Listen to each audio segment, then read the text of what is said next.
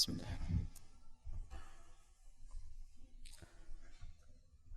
Assalamualaikum warahmatullahi wabarakatuh. Alhamdulillah mutahhiril qulub muzakkin nufus. Salatullahi wa salamuhu ala habibina wa syafi'ina wa maulana sayyidina Muhammad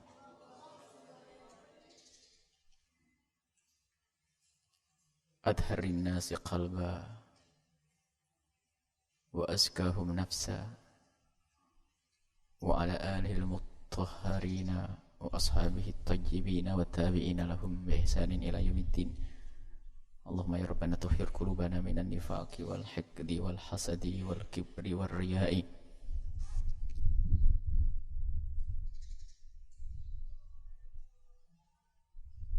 wa a'inna ya rabbana ala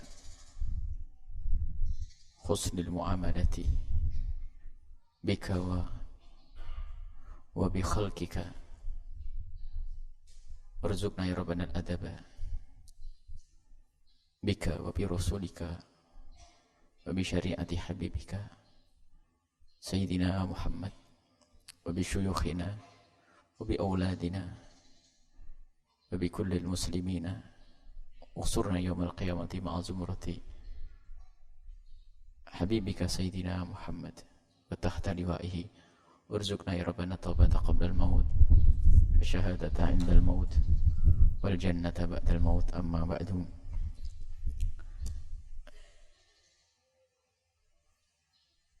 Kita bersama Imam Ghazali dengan kitab Ayyuhal Walad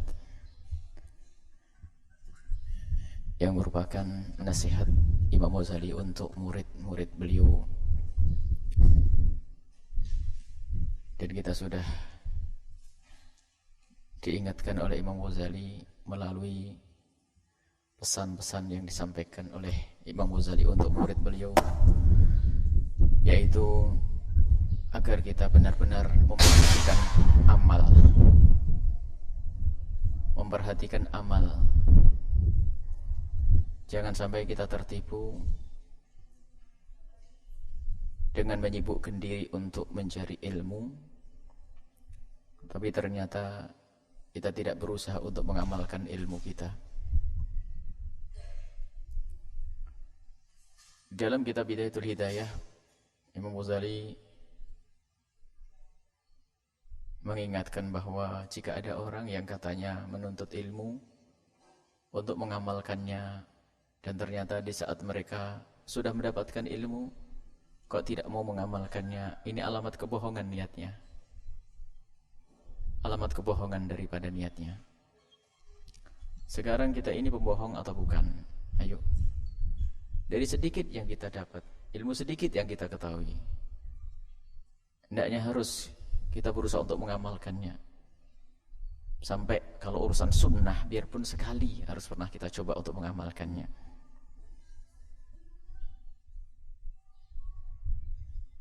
Sehingga kita tidak ketinggalan dari amal baik yang dari pahala-pahala, buah daripada amal-amal tersebut. Selanjutnya Imam Ghazali mengingatkan kepada murid beliau, ya ayyuhal walad, qala musannif rahimahullah taala, nafa'ana Allah bihi wa bi ulumihi wa bi ulumikum fid dar amin ila anqal. Ayyuhal walad, wahai anakku, wa minal laili fatahajjad bihi nafilatan laka. Wahai anakku, di saat malam tiba, hendaknya kau bertahajud. Yang makna dari tahajud adalah setelah kau merasakan enaknya tidur, kau tinggalkan nikmatnya tidur itu untuk menghadap kepada Allah Subhanahu wa taala. Ini asal daripada Al-Qur'an, akan tapi diambil oleh Imam Ghazali di dalam bab iqtibas, yang seolah-olah juga nasihat Imam Ghazali. Iqtibas diperkenankan asalkan tidak merubah maksud. Hendaknya kita harus punya bangun malam. Imam Ghazali mengingatkan tahajjud bihi. Tahajudlah engkau di saat engkau ketemu malam hari. nafilatan laka, sebagai tambahan kebaikan amal untukmu. Ini adalah amrun, perintah.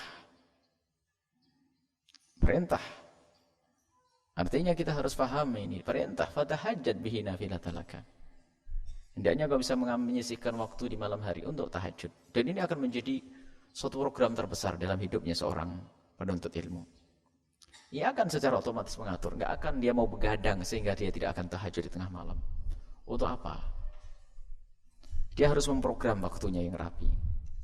Biarpun hanya beberapa rakaat yang ditegakkan di malam hari.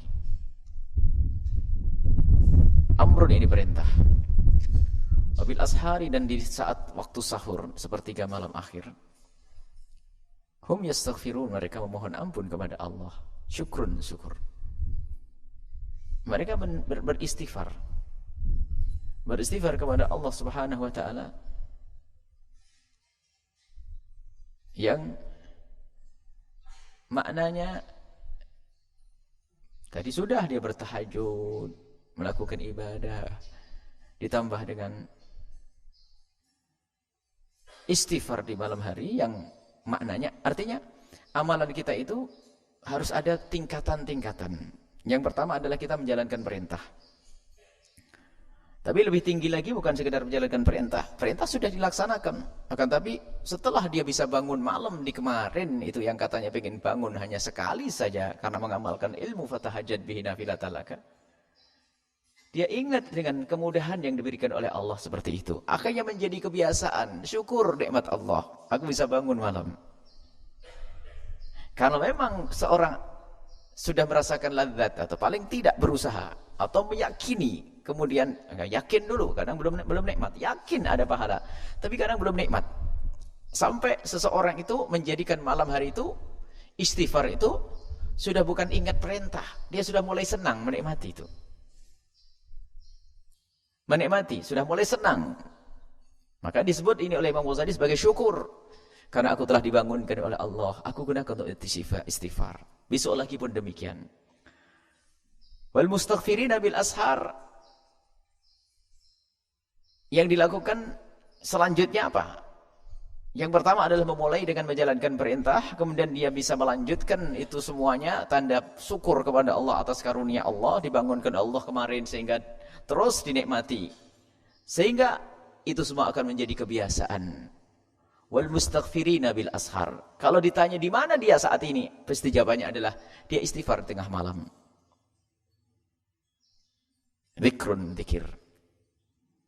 Pertama menjalankan perintah. Kemudian ibadah yang dilakukan mensyukuri nikmat Allah, sehat, nikmat kemudahan. Bangun, kemudian akan menjadi kebiasaan, sehingga itu seperti zikir, wirid yang dirutini olehnya. Dan tidak pantas seorang penuntut ilmu tidak punya bagian waktu untuk bangun malam. Biarpun hanya 5 rakaat, 7 rakaat yang engkau lakukan. Sangat aneh. Seorang penuntut ilmu dalam kitab Bidayatul Hidayah dijelaskan sangat aneh dan unik. Kelihatannya dia tidak ngah, tidak sadar apa yang ia cari. Kalau orang mencari ilmu adalah untuk beramal, misalnya. Tapi setelah mendapatkan ilmu tidak beramal, berarti dia menunjukkan tidak ngerti apa yang dicari. Seperti khimar yang membawa tumpukan kitab di atas pundaknya, dia tidak ngerti untuk apa itu semuanya. Tapi kita bukan khimar. Kita bukan khimar, harus ada bagian qiyamul lail, bangun malam. Thalathatu aswatin yuhibbuha Allah, ada 3 suara yang dicintai oleh Allah. Kalau alaihi salatu wassalam dinisbatkan kepada Nabi, thalathatu aswatin, 3 suara yuhibbuha Allah, yang Allah senang. Sautud dik, bukan tik, sautud dik, suaranya ayam jantan yang berkokok. Bagaimana memaknai ini? Karena ayam jantan selalu berkokok di waktu yang sangat tepat. Di saat Allah menyeru kepada hambanya, hal min mustaghfirin fa'aghfirullah, hal min talibi hajatin fa'u'tiyah. Siapa yang minta kepadaku akan aku kasih. Siapa yang punya hajat akan aku kabul. Kapan itu? Waktu sahur. Dik, ayam jago berkokok di waktu itu. Dia tidak pernah pakai jam. Tapi dia ngerti kapan dia harus menyuarakan suaranya. Sehingga seorang pun kalau orang buta tahu kapan ayam berkokok, itu artinya saatnya ia bertahajud. Tidak usah pakai beker, cukup dia miara ayam, dia ngerti kapan dia harus bertahajud. Artinya bangun menyeru bertasbih kepada Allah di waktu yang sangat tepat. Dik. Wa sautul ladzi yaqra'ul Qur'an. Suara orang yang membaca Al-Qur'an, Allah senang. Wa sautul mustaghfirina bil ashar. Suara orang yang beristighfar di tengah malam. Diutamakan istighfar untuk mengundang segala macam kebaikan, lahir dan batin.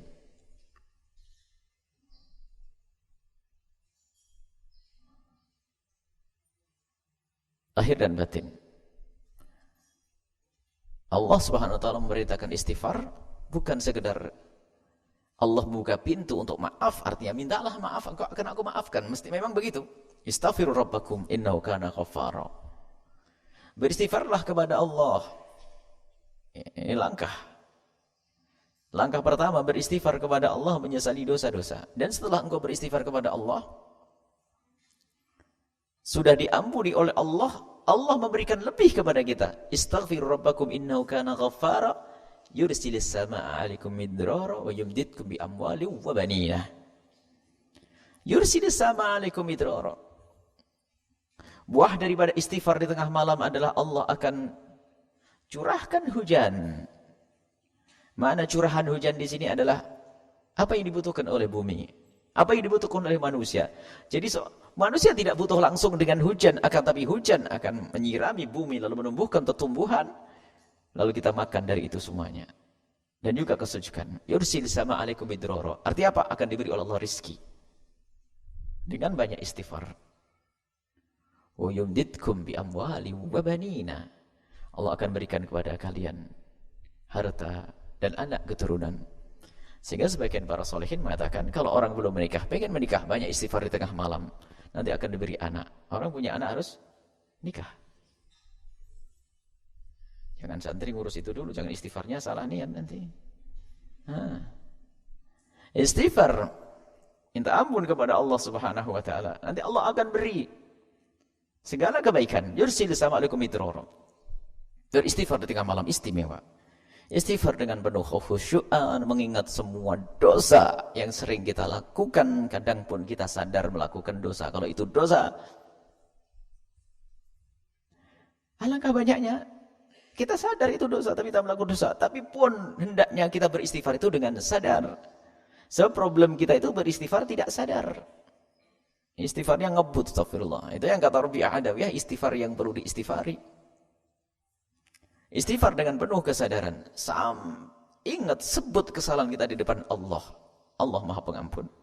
Justru kalau tidak kita sebut, Allah tidak akan mengampuni.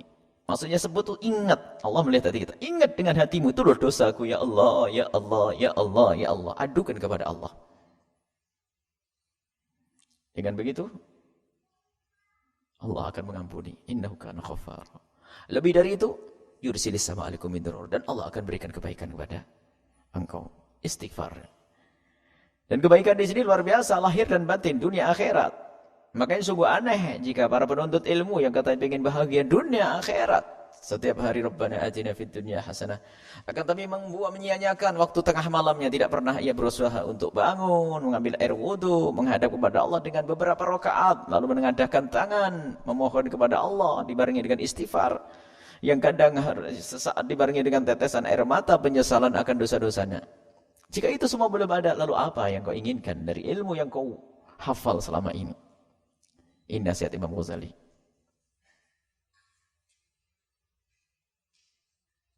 Qala Sufyan Ats-Tsauri rahimahullah ta'ala, Sayyidina Sufyan Ats-Tsauri bercerita, Inna Allah tabarakallahu ta'ala, Allah subhanahu wa ta'ala,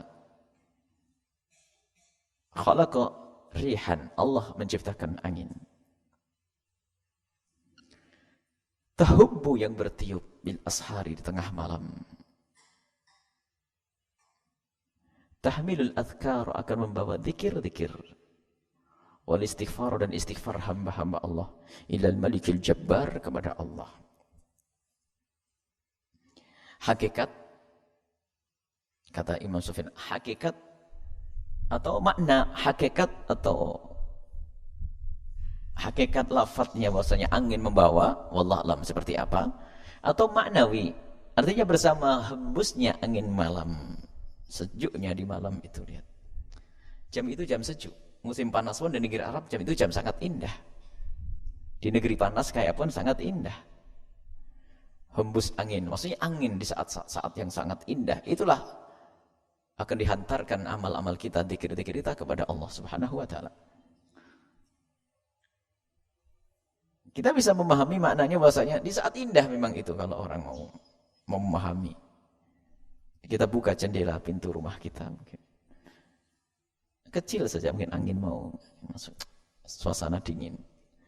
Biarpun di Cilas Cirebon yang Muqaddimah Hadramiyah ini. Karena kalau kita sebelum ke Hadramut tinggal di Cirebon itu cocok. Sama di Raji, di Bangil. Itu kalau Muqaddimah Hadramiyah. Kalau kita lihat kita Muqaddimah Hadramiyah, sebab ada tempat Muqaddimah Hadramiyah. Ini Cirebon ini dekat dengan pesisir, udah panas. Wah, ini cepat pinter nanti. Tapi bangun malam. Bangun malam, nak. Dan biasakan dan pastikan harus bangun malam baca zikir, mohon kepada Allah. Waqala idzan, dan berkata juga Sayyidina Imam Sufyan Ats-Tsauri. Hal-hal semacam ini bagaimana? Ini mungkin kita harus secara ilmiah. Kalau ada seorang alim seperti Imam Sufyan Ats-Tsauri cerita kayak gitu, itu dari mana sumbernya? Kalau bukan dari hadis bagaimana? Kita kenal majazat, angin membawa. Kalau orang berbicara dengan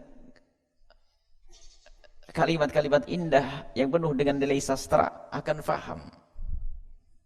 Mungkin seorang suami akan menyenandungkan puisi angin malam, sampaikan salamku untuk istriku yang di rumah. Apaan tuh? Gila kali ya.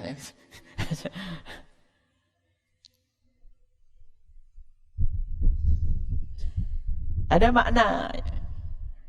Dan itu mungkin sekali yang dirasakan oleh Sayyidina Sufyan Ats-Tsauri di saat beliau melakukan sholat di tengah malam, ada hembusan angin. Oh, kenikmatan yang dikirim oleh Allah. Dan ini sapaan dari Allah.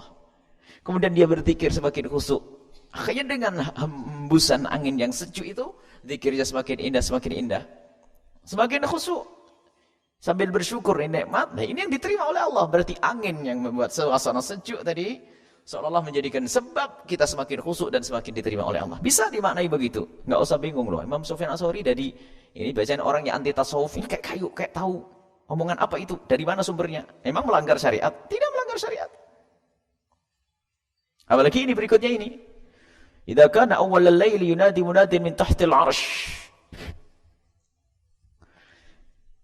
Jika ada di awal malam, pertengahan awal malam, yunadi munadin, ada yang menyeru dari bawah arsy. Samawat wal arsy. Ala liyakumil abidun. Ingat, hendaknya bangun orang-orang ahli ibadah. Ahli ibadah dibangunkan oleh Allah di awal waktu. Dibangunkan oleh hamba-hamba yang perintah Allah dari malaikat dan seterusnya. Dan secara ilmiah bagaimana hal-hal semacam ini? Riwayat dari Nabi banyak, yunadi munadin, yunadi munadin, yunadi munadin. Ini bahasanya Sufyan Ats-Tsauri. Dan tidak beda jika seorang ustaz bercerita, wahai anak-anakku, ingat setiap pertengahan malam Allah menyeru. Dari mana ini? Kok kayak tahu? Ada riwayat dari Nabi tentang yunadi munadin ada. Cuma ini sudah bahasanya Imam Sufyan Ats-Tsauri. Ada beberapa kritik dari orang anti tasawuf itu selalu mengkritiki gini, capek dia tuh.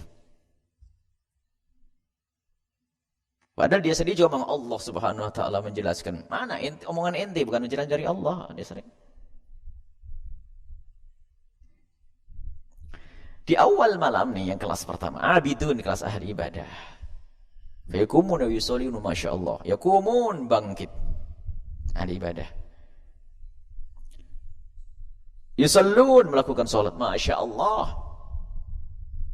Masyaallah, sesuai dengan Allah yang kehendaki. Maksudnya kalau sudah masyaallah, tidak tahu berapa jumlahnya.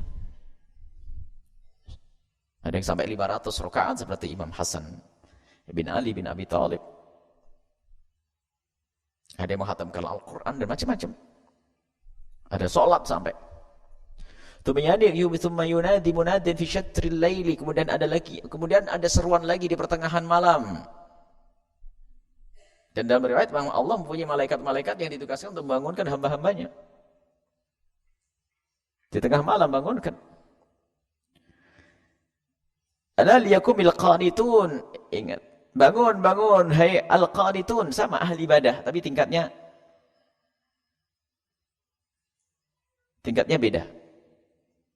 Kalau abid, qanit. Lebih khusyuk lagi. Lebih tinggi lagi. Pangkatnya. Wa yusalluna ila sahur. Salat sampai waktu sahur. Fa idza kana as-sahru, kalau sudah sampai waktu sahur sepertiga akhir malam, nada munadin, ada lagi yang menyeru, bangunkan dai. Ala liyakumul mustaghfirun. Ahli istighfar bangun, ahli istighfar bangun. Ahli istighfar. Artinya hamba yang dijanjikan oleh Allah dengan pengampunannya, hamba yang dijanjikan oleh Allah dengan rizki yang melimpah, hamba yang dijanjikan oleh Allah dengan keturunan-keturunan di mana Allah. Ini dipilih orang bagiannya masing-masing. Ada abid, ada qanit, ada mustaghfir. Wa yakumun wa istaghfirun, kemudian bangun. Nah, semoga kita termasuk juga golongan yang ini, istighfar. Di sepertiga akhir malam, istaghfirun. Tapi ingat nih yang sampai dia mau amuk sampai dikebir itu, ada dikebir. Ini paling terakhir. Wa idza tala al-fajr, masuk subuh azan kok belum bangun. Alasannya Haris, alasannya ini. Tala al-fajr. Sudah terbit fajar. Baru bangun, yunadi nada munadin, ada yang nyeru. Bangun, bangun, yakum al-ghafilun. Hei orang-orang yang lalai. Pangkat-pangkat tinggi kau tinggalkan. Makom abid kau tinggalkan, makom qanit kau tinggalkan, makom mustaghfir kau tinggalkan. Bangun, bangun. Wa yakumuna min furshihim. Persis. Bangun dari tempat tidurnya itu. Kalau mau tak kayak orang mati bingung. Ini orang pada enggak ada nih dirian. Kalau mau tak kayak mayat-mayat itu. Mukanya acak-acakan, rambutnya ini, selimutnya nyantol di leher, bingung, anduknya di mana.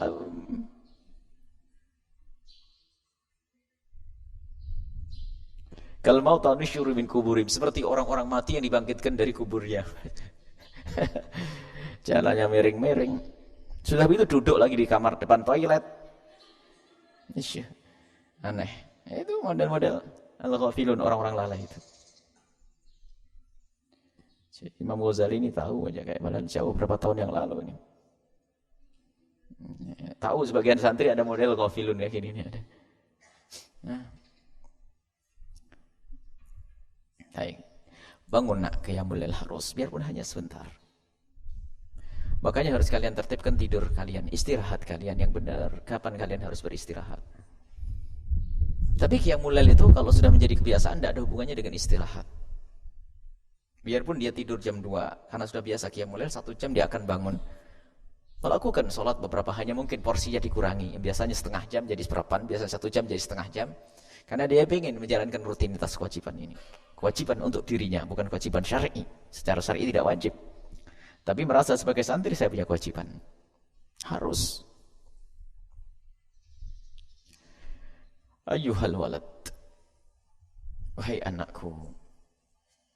Ruwiya diriwayatkan min wasaya Luqman al-Hakim. Luqman Hakim punya wasiat banyak sekali. Di antara wasiat Luqman Hakim li ibni kepada anak annahu qala. Luqman Hakim pernah cerita kepada anaknya. Nak, la yakunanna diku akyas minka. Nak, jangan sampai kamu itu kalah cerdas dengan ayam jago.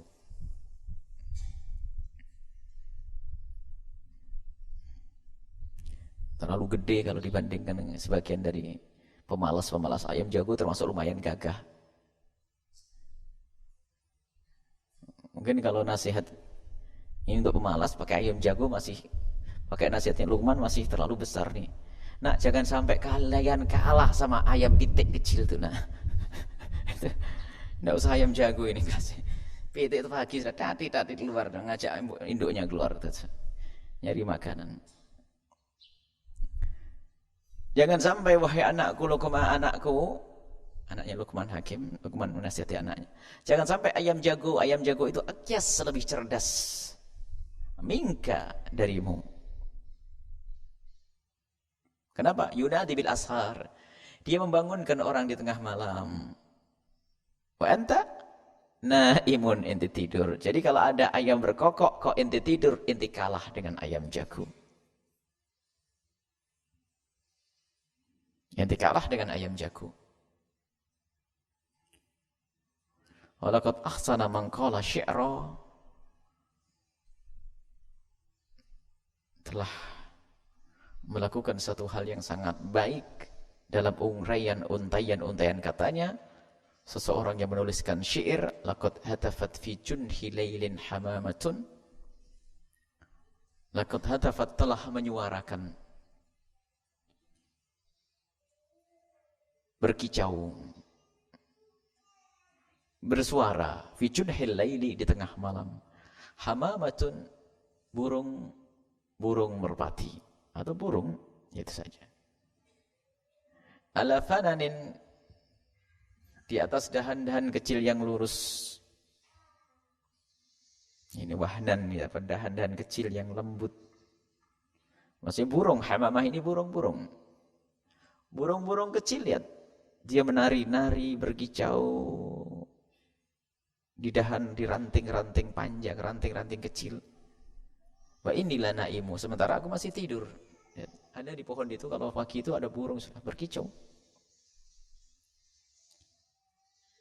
Kadzabtu, aku ini dusta.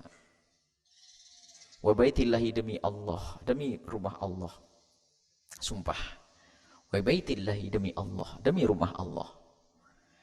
Kadzabtu, aku berdusta, lau kuntu asyiqan, kalau aku mengatakan rindu. Rindu kepada Allah. Ngaku cinta kepada Allah.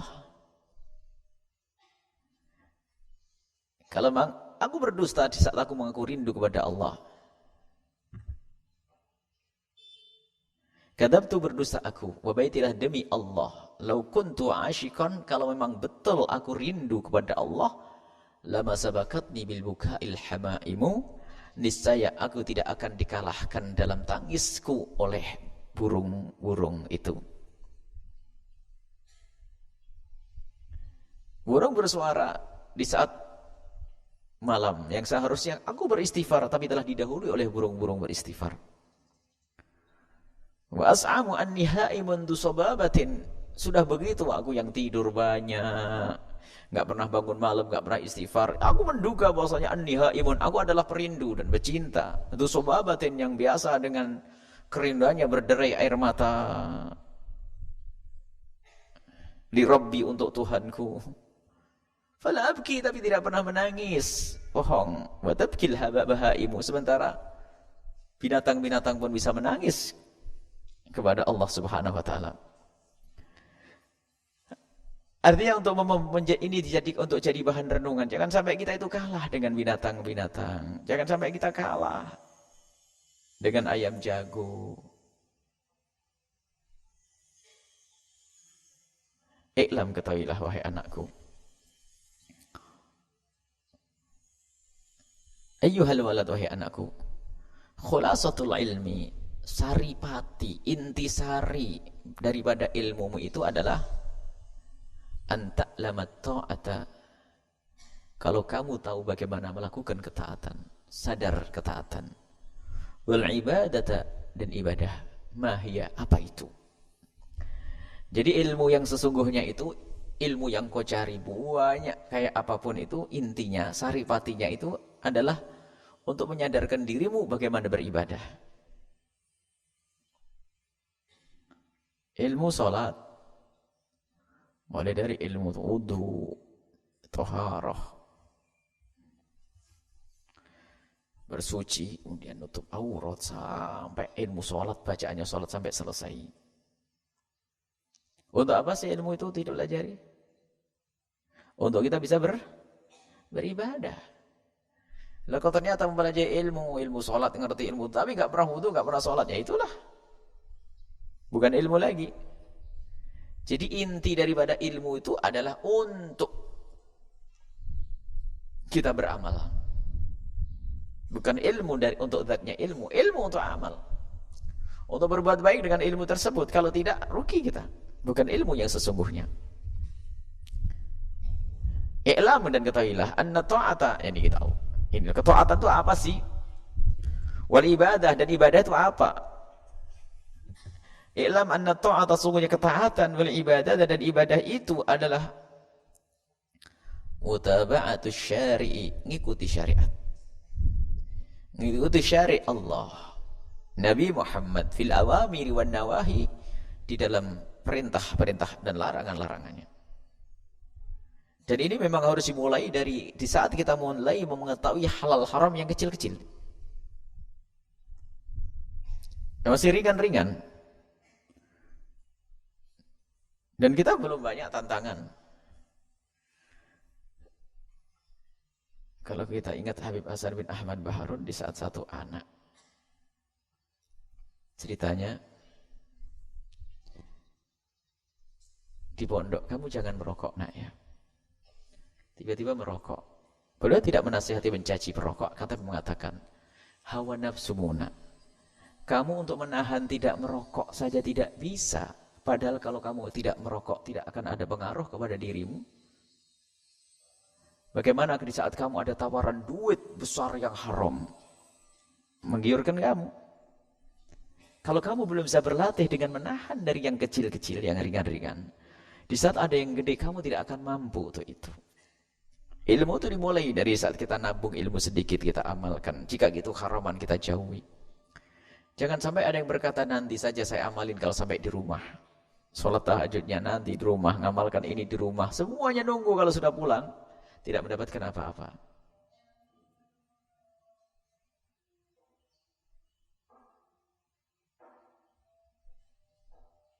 Bil qawli, dengan ucapanmu, wal fi'li, pekerjaanmu. Yakni kullu ma taqulu wa taf'alu wa tatruk yakunu biqtida'i syar'i. Hendaknya apapun yang kau ucapkan, yang kau kerjakan, atau yang kau tinggalkan, hendaknya timbangannya adalah syariat Nabi Muhammad SAW. Kama law sumta yaumal 'id wa ayyamat tasrik takunu asiyan. Kalau ada orang berpuasa di hari tasrik, hari Id, maka itu akan jadi maksiat. Aw shallaita fi thawbin maghsubin, atau engkau salat di baju yang menggosok, adalah maksiat. Wa in kan surata ibadatin, biarpun dalam bentuk ibadah, ta'tham, kau akan dosa. Allahu a'lam bishawab. Setelah itu ada yang mau ditanyakan, ditanyakan. Sudah 10 menit mau ditanyakan. Nah Bu ya, bismillahirrahmanirrahim. Yang pertama Bu ya, apakah memang sifat jelek daripada seorang itu akan berdampak kepada anaknya? Dan apakah kalau memang benar seorang tersebut kalau dia bertobat, apakah tetap akan berdampak kepada anaknya Bu ya? Kemudian yang kedua Bu ya, kita tahu ada beberapa amalan yang apabila dilakukan akan merusak daripada pahala-pahala puasa kita atau al-mukhbitat. Kalau seandainya ada orang gibah kemudian dia beristighfar, apakah tetap dia akan diambil daripada pahalanya? Syukran. Bismillahirrahmanirrahim. Yang pertama, wala taziru waziratun wizra ukhra. Tidak ada dosa keturunan. Dan juga tidak ada karma di dalam Islam. Kullu mauludin yuladu alal fitrati. Semua orang dilahirkan fitrah, bersih, suci, tidak ada noda, tidak ada dosa. Dosa bapak tidak akan ditanggung oleh seorang anak. Nggak ada dosa warisan. Itu kan agama lain. Tidak ada. Seorang anak terlahir suci, bersih, tidak punya dosa.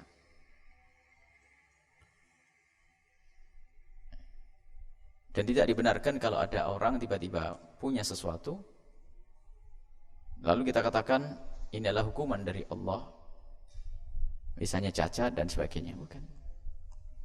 Dia adalah tidak punya dosa. Bagi dirinya mungkin sebuah kemuliaan. Tapi mungkin ia bagi seorang bapak dihukum oleh Allah dengan kekurangan pada anaknya, atau karena ingin diangkat derajatnya. Misalnya seorang bapak normal, tapi Allah ingin mengangkat derajatnya. Atau anggap saja dia banyak dosa. Kemudian lahirlah seorang anak dengan satu sifat atau kekurangan dan sebagainya. Bagi sang anak tidak kekurangan. Karena apa? Kurang akal, kurang ini dan sebagainya. Tapi apakah mungkin karena dosa orang? Enggak, dosa orang tuanya tidak ada hubungannya dengan cacatnya sang anak dan kekurangan sang anak. Sang anak tetap lahir suci, tidak punya dosa, dan tidak boleh dihubungkan dosa orang dengan dia. Cuman kekurangannya ini akan menjadikan orang tua itu merasa nyesek, merasa sakit, merasa ini. Dan itu adalah untuk menghapus dosa yang pernah dilakukannya. Mungkin kena musibah sang anak. Nah ini, mungkin seperti itu. Dan mungkin karena ingin diangkat derajatnya, bukan serta-merta kita katakan pendosa, mohon maaf. Mungkin ada seorang punya anak cacat, bukan karena dosa, tapi karena Allah ingin angkat derajatnya. Kalau tadi mungkin contoh anggap saja bapaknya punya dosa dan sebagainya, lalu lahirlah anak semacam ini. Mestinya bahan koreksi diri. Jadi aku diberi oleh Allah seperti ini sehingga aku mungkin lebih repot, mungkin lebih ini, akhirnya ini. Nah, ini untuk menghapus dosa.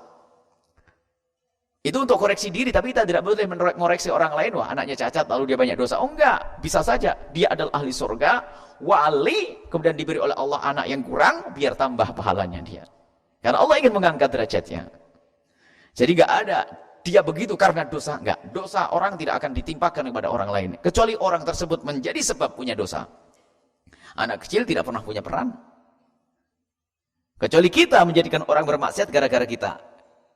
Kita mati dapat dosa. Padahal bukan kita yang melakukan dosa. Orang lain yang melakukan, tapi kita yang menjembatani. Contoh, kita berikan hadiah kepada seorang wanita di kampung. Kita beri hadiah baju. Cuman kita tidak pernah seleksi. Tidak pernah milih. Baju seronok, baju setengah badan. Kasih orang kampung, dari kota, model bagus. Sama orang kampung dipakai di rumah dulu, sesaat pakai di rumah, sehari, 2 hari, seminggu. Akhirnya mulai keluar rumah. Akhirnya dia pakai baju pendek, sudah biasa. Gara-gara dia pakai baju pendek, banyak orang yang menggoda, akhirnya masuk zina. Ini ustadz yang ngasih dari kota itu dapat bagian dosa. Nah ini karena dia menjadi sebab. Makanya kami selalu ingatkan bagi siapapun yang ingin memberi hadiah, harus kita berpikir hadiah itu bermanfaat enggak. Termasuk kami ingatkan kemarin yang ingin memberi hadiah baju untuk kaum muslimin di Rohingya. Yang kan kita berikan baju apa itu? Sebab kita pernah juga di Cirebon itu gerakan bersantunan orang fakir, orang-orang pinggir gunung sana, orang-orang fakir, dengan setiap pegawai untuk memberikan baju 1 atau 2. Bagus, berapa karung waktu itu. Cuman alhamdulillah kita diingatkan oleh Allah, suruh lihat bajunya. Ternyata separuh, tidak ada separuh yang layak untuk diberikan. Semuanya rata-rata baju seronok seperti bajunya orang kota itu.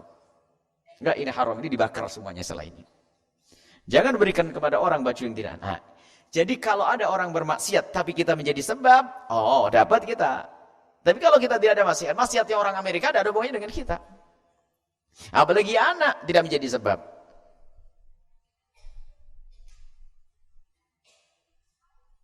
Tapi dosanya anak bisa saja karena bapaknya salah mendidik ini.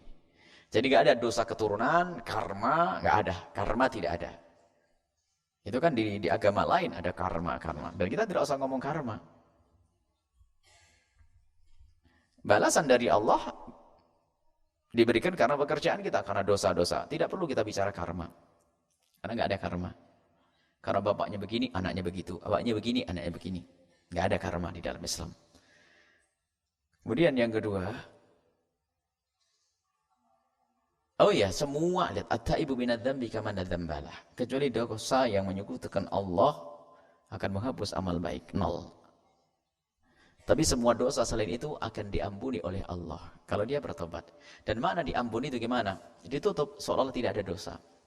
Jika dosa itu menjadikan amal kita habis, lalu kita bertobat, misalnya nyesel, kita gunjing seseorang. Kita bertobat dengan cara yang benar. Bagaimana kita tobat dari menggunjing seseorang? Yaitu dengan cara minta maaf secara langsung kalau bisa. Kalau ternyata minta maaf kita belum berani atau malah takut menjadikan sebab permusuhan, maka kita cukup mendoakan, ya Allah ampuni dia dan ampuni aku. Disebut kebaikan dia. Dengan cara bertobat seperti itu, maka akan dikembalikan semua pahala. Termasuk yang sering dikatakan riya.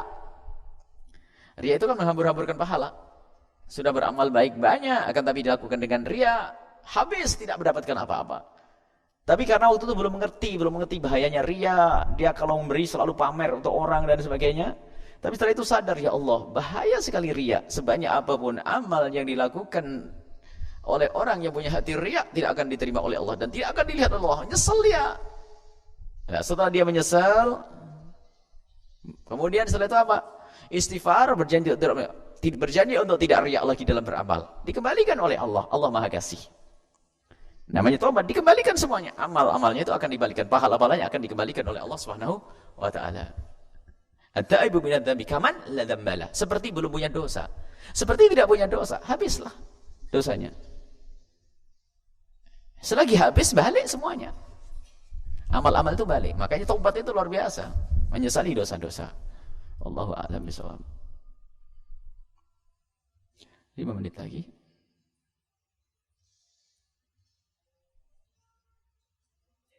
Halo, mic-nya di belakang.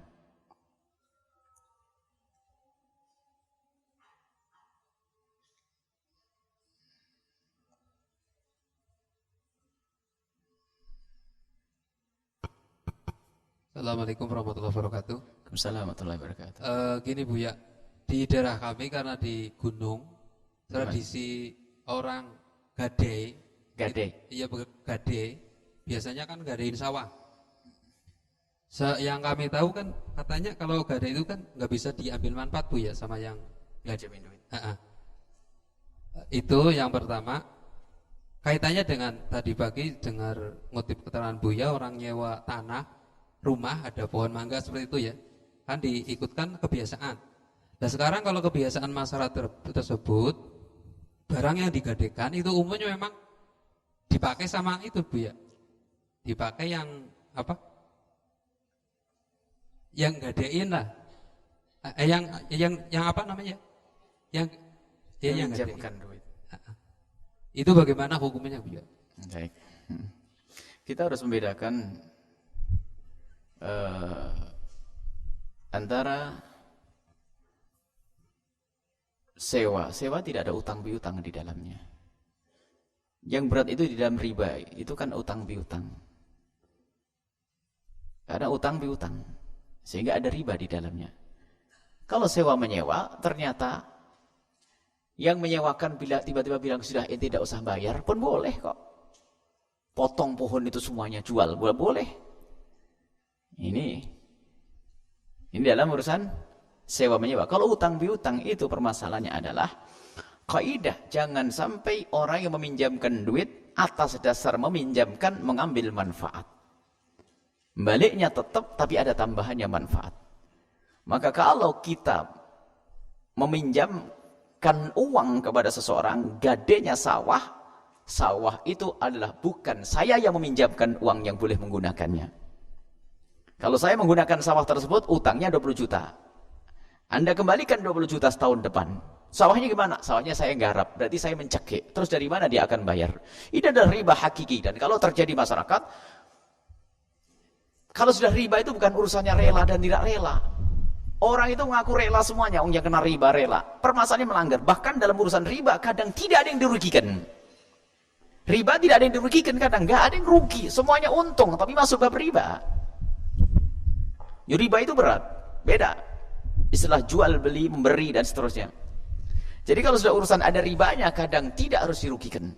Maka ini harus betul-betul gencar ini mungkin para asatidz dan sebagainya untuk mengantisipasi orang agar tidak masuk bab riba, bunga dan seterusnya. Subhanallah.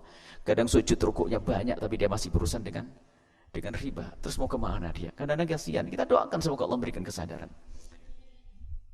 Bahkan kadang pengen bantu yatim piatu, masjid, tapi dengan riba. Dia berurusan dengan riba. Sudahlah, tidak usah bantu. Benahi dulu urusan bisnismu. Bebaskan dirimu dari riba dulu, nggak usah nyumbang al-bahjah. Ibaratnya begitu. Kita lebih senang seperti itu.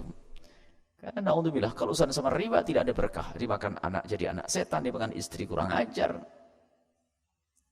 Nah, kalau nyewa, maka tidak berhak bagi yang meminjamkan duit untuk menggunakan sawah yang pinjam. Biar sawahnya digarap sama yang punya duit. Intinya, jaminan itu apa?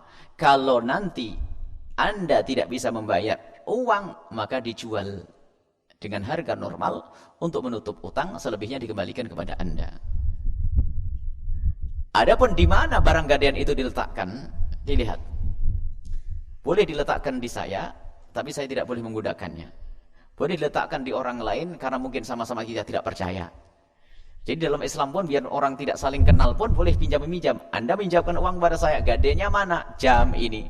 Tapi saya tidak percaya, Anda tidak percaya kepada saya, takut jam saya bawa pergi. Dan saya juga tidak percaya kepada Anda, mungkin juga Anda tidak bayar utang. Tapi ada gadai, diletakkan di orang ketiga. Nah ini, Islam indah. Atau diletakkan di Anda. Lah di saat barang gadai itu ada di orang yang meminjam uang, maka bagaimana hukum menggunakan barang tersebut? Ada dua syarat. Yang pertama adalah izin dari orang yang meminjamkan uang. Yang kedua adalah barang tersebut yang tidak bakal berubah harganya hingga sampai tidak cukup untuk bayar utang. Tapi kalau sudah dapat ridho ini sudah cukup. Sudahlah kau pakai motor yang kau jadikan gadai ini tuan. Kalau sudah diizinkan, rusak-rusak diizinkan. Tapi yang pakai Anda yang pinjam duit, barangkali untuk ngojek, untuk nyicil, bayar utang, kan begitu. Tapi kalau sudah motor saya bawa, saya pakai, ini adalah riba. Wah, paling senang orang kaya dengan begitu, cepat masuk nerakanya itu.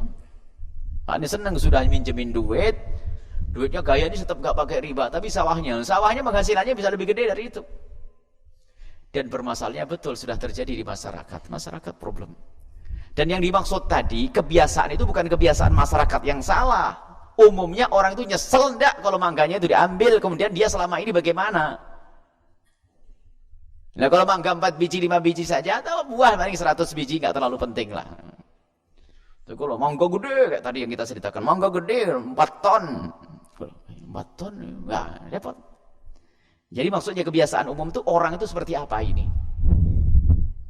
Biasanya diambil atau bagaimana? Kalau kebiasaan orang nyewa sebelumnya. Kalau kebiasaan orang nyewa sebelumnya, oh yang punya rumah ini sudah nggak pernah nanyain, kita makan-makan boleh, ya sudah, kita boleh melanjutkan. Tapi kalau kita masih baru, belum tahu kebiasaannya, kita tinggal bertanya, bagaimana? Boleh enggak saya petik mangganya? Dan pisangnya boleh saya pakai, kalau buah saya ambil bagaimana? Itu. Wallahu a'lam bishawab. Banat? Satu, ditutup dengan.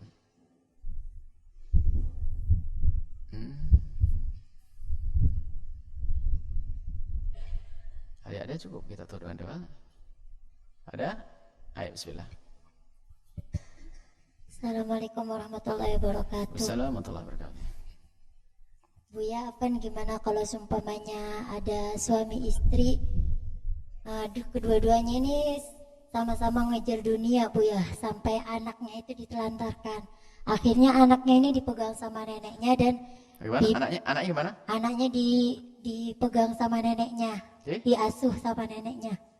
Nenek dari yang laki-laki dan saudari laki-laki. Nah sampai saudari laki-lakinya ini ngomong, Buya, sama saudara yang lainnya, kalau keponakannya, berarti keponakan anak ini kalau diambil sama ibunya nggak bakalan dikasih gitu, Buya. Itu gimana? Apakah bibi? Kenapa ada dikasih? Ibunya nggak bener? Iya, ibunya juga mencari dunia gitu, Buya, nggak ngurusin anaknya.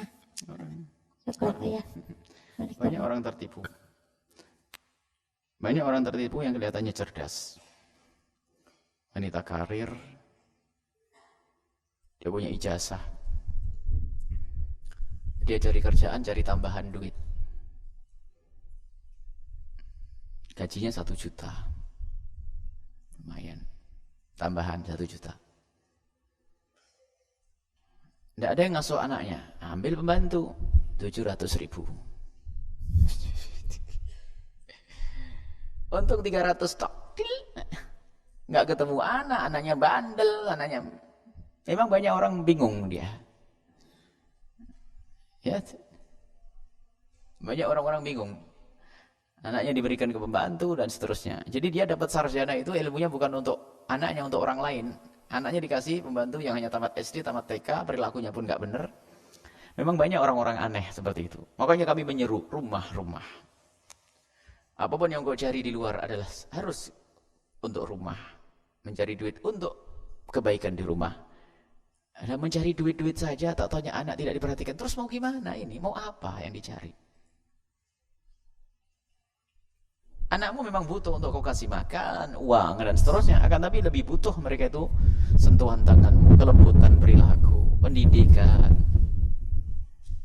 Nah, kita ingatkan. Ada suami istri yang sibuk cari duit. Biasanya itu dikuasai oleh ketamaan. Alasannya tidak cukup. Apa yang menjadikan tidak cukup? Mau sekolahnya milih yang mahal.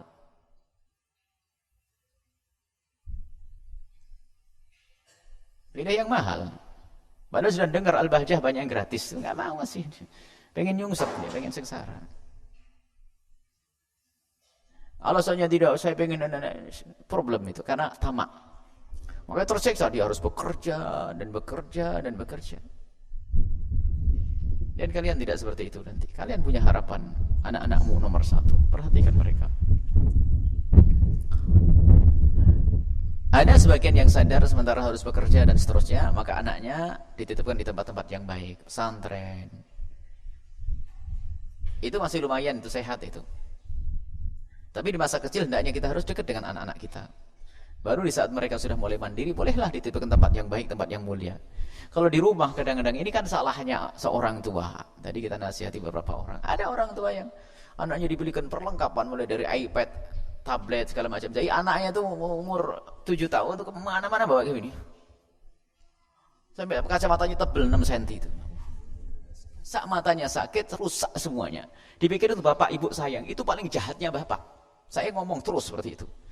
Karena sayang, jangan sampai anak. Paling jahatnya, kemarin juga di Bogor atau di mana tuh. Dia tanya megang terus. Saya berhenti dari ceramah langsung. Saya berhenti dari ceramah, saya panggil ibu. Tolong anaknya jangan dikasih seperti itu. Ini layar, ini ada lampu, ada warna, ada sinar. Itu akan merusak mata. Secara lahir. Kemudian itu gambar, film, segala macam. Itu juga mempengaruhi cara berpikirnya. Apalagi game. Menjadikan dia malas sekolah mengaji. Gimana mau jadi ranking, jadi orang.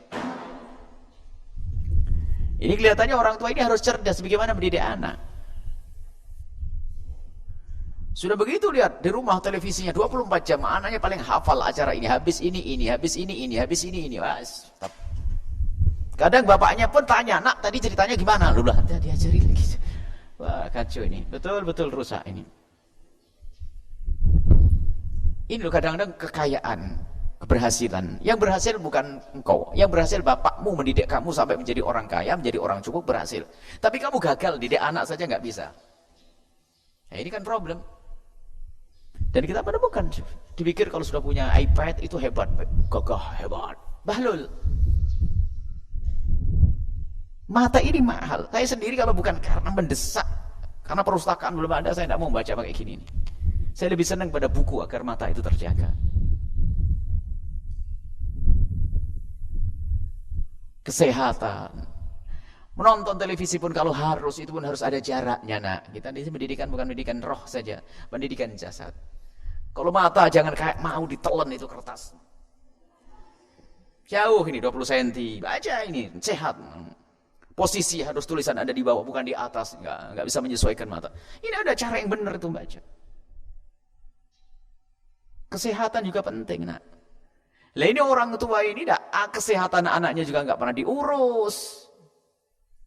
Apalagi pendidikan akhiratnya, waduh, tidak karu-karuan. Kita melihat anak kecil, kita melihat anak kecil seperti itu.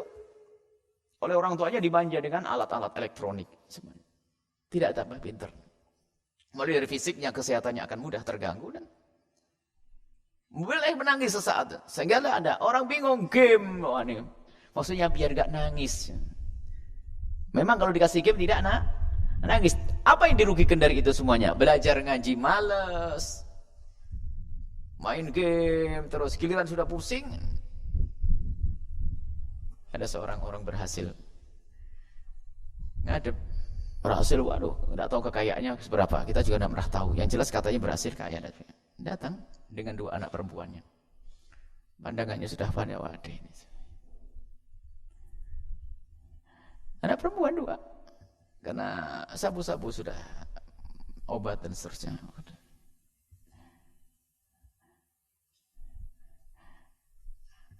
Langsung kita ngomong, saya tidak usah diceritai, saya pasti salah. Karena bapaknya kaya, sibuk dengan duitnya, ngurusi kerjaannya, anaknya serikan pembantu, dikasih alat, mobil, ini. Iya Bu ya, sudah, tidak usah kasih tahu saya. Ini kegagalan orang kaya.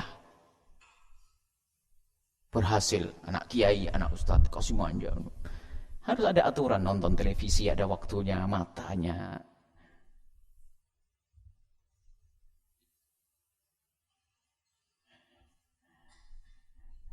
Syekh Zarnuji saja sudah mengingatkan, kalau kamu nulis itu jangan terlalu kecil. Pelit banget kamu sama buku kecil, giliran mulai tua nggak bisa baca. Yang gede yang jelas itu, jadi matamu terjaga. Kecil-kecil aja.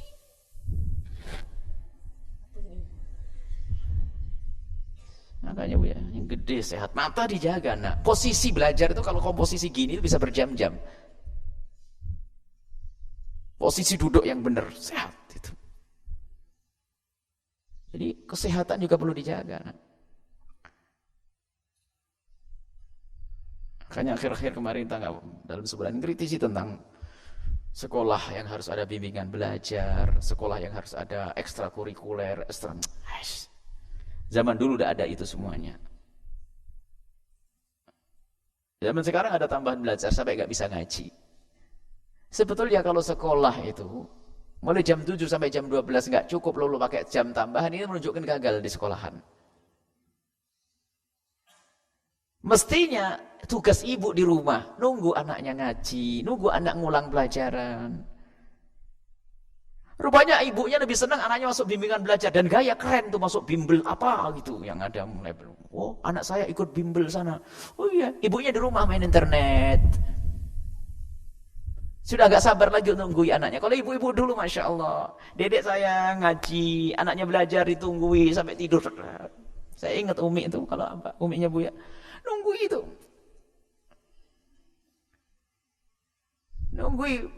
Nunggui sampai kita selesai. Loh, anaknya suruh belajar, ibunya dengan televisi, itu gimana itu? Sana-sana belajar di kamar dikunci, suaranya televisinya. Iya mau keluar ya. Ini perlu orang tua yang cerdas. Nah, kalian harus cerdas. Ini banyak orang tua kelihatannya pintar, sekolahnya tinggi, duitnya banyak, bahlul. Makanya saya tegas dengan anak-anak sendiri ini. Yang Allah berikan daripada kelebihan, jangan untuk merusak anak-anakmu. Alat-alat elektronik dan sebagainya, apakah itu semuanya baik? Kecil sudah megang HP, itu apa? Radiasi.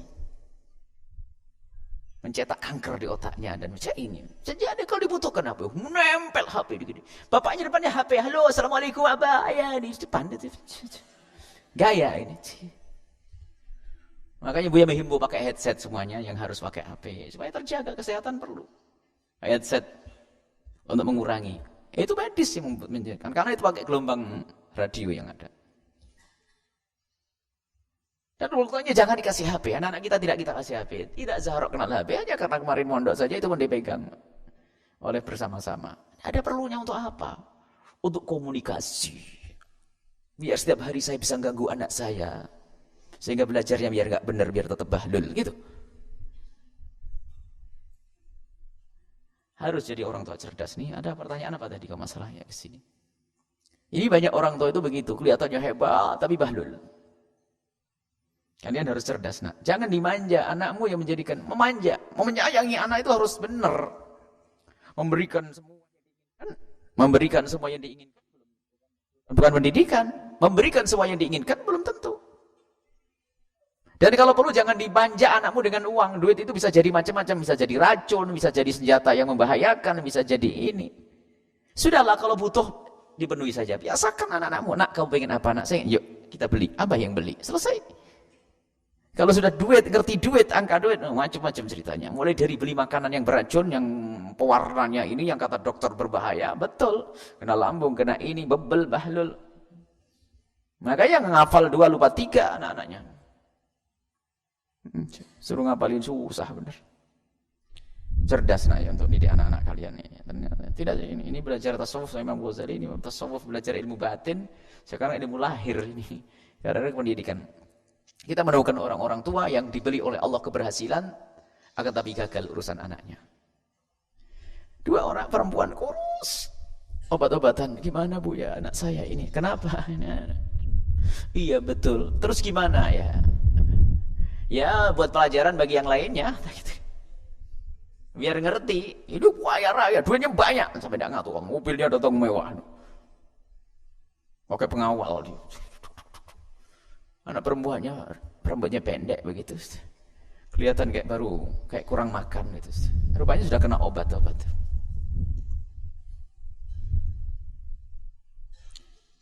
Cerdas. Ibu deket sama anak, temani dia ngaji. Sekarang zaman-zaman dikit, zaman-zaman elektronik itu aneh itu. Punya anak 4 kumpul bersama itu kira-kira mana? Depan-depan kumpul. Sini sama anak, sini. Mana keindahan mana ini? Baik, jadilah kalian orang-orang yang cerdas. Anak-anak kalian tidak boleh kenal macam-macam seperti itu. Sekarang lihat SD-nya orang kaya katanya itu. SD kelas 1 harus punya komputer, laptop semuanya. Gaya-gayaan tuh. Laptop untuk apa anak-anak pakai laptop? Biar ngerti. Biar tahu. Mainnya ke supermarket, latihan belanja untuk nguras duit bapak ibunya. Ini kan sekolah aneh-aneh. Kita pernah ke supermarket, ada anak-anak kecil untuk mengenal Pak Cacip. Ini gurunya itu bagaimana ini cara berpikirnya ini? Lah kok masih mau nyekolahkan di tempat-tempat seperti itu? Anaknya kan ngerti barang dagangan, ngerti ini, akhirnya ngajak belanja. Duit siapa yang diambil? Duit bapaknya. Ya kalau ada duit, gak ada duit, curi. HP nggak perlu.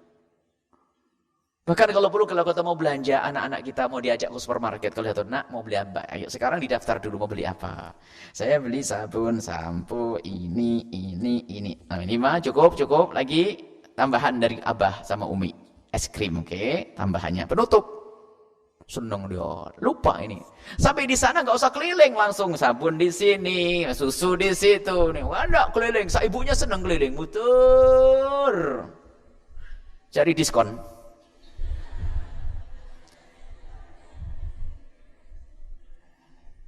Harus cerdas nak ya.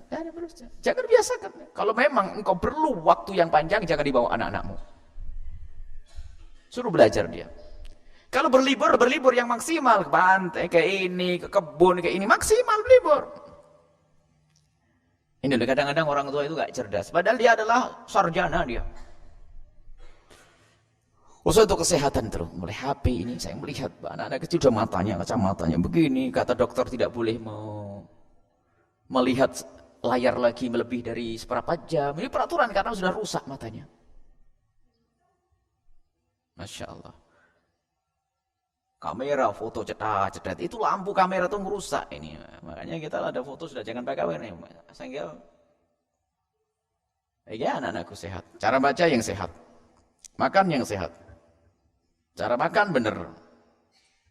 Makanya tidak ada jualan rujak jam 11 siang. Awas, hati-hati. Terus, tidak boleh. Rujak itu paling enak, belum ada pesu. Makanya kena mah, kena ini semuanya, kena lambung ini. Ngaco, rujak. Kalau boleh makan pedesan setelah makan, harus ada dong aturannya. Ciki-ciki sebelum makan. Enak semuanya itu. Kalau makanan yang setelah makan. Kemudian itu agar engkau itu bisa menikmati waktu makan. Kalau sudah ada mukotimahnya, sudah lidahnya itu rusak, makan susah. Sehingga merepot. Tapi kalau kalian sudah menjaga, saya tidak boleh makan sampai waktunya makan. Baru setelah itu ada camilannya. Kecuali karena mah ada camilan roti-roti berat itu. Boleh. Cara membaca. Jangan di tempat yang sangat terang di bawah terik matahari baca buku. Itu juga pantulannya merusak matamu. Jangan di tempat yang tidak terang. Menjadikan matamu juga cepat rusak. Yang normal. Makanya di pondok ini lampu. Sudah, jangan belit-belit. Banyak di mana-mana ada lampu. Lampu nggak belit-belit, terang semuanya. Bacanya jelas malam. Yang sering di komputer itu tim apa itu? Tim InTouch tim ini. Hati-hati, harus ada jarak. Matikan lampu. Ini merusak matamu. Ada jarak, ada hati. Perhatikan, ente punya mata dijaga.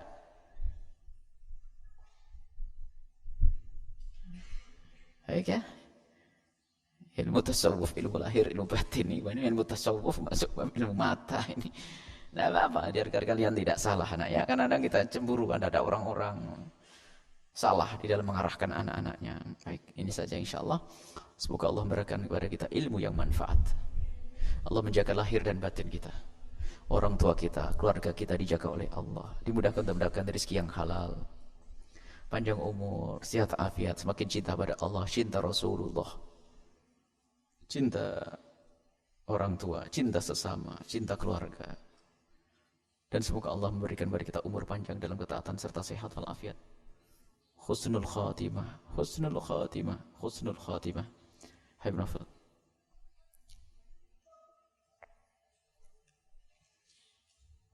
Fatihah. Bismillahirrahmanirrahim. Alhamdulillahirrahmanirrahim. Maliki yaumiddin.